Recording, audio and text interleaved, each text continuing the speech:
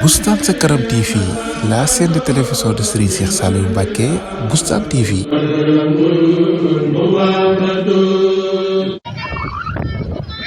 taxaw lo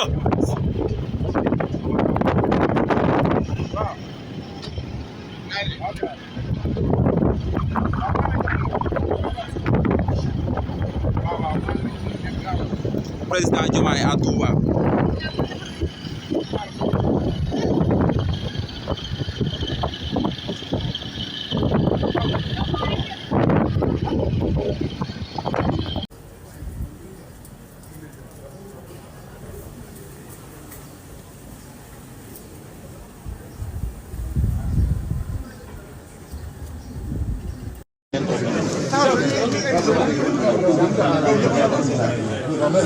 Bassirou Diomaye Diakhar Faye c'est le président de la République, c'est le président de la République. Machallah, première sortie à Touba.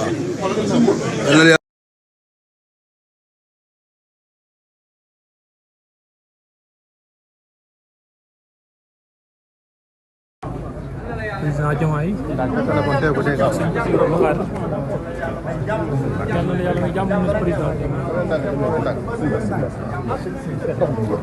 Bassirou Bakar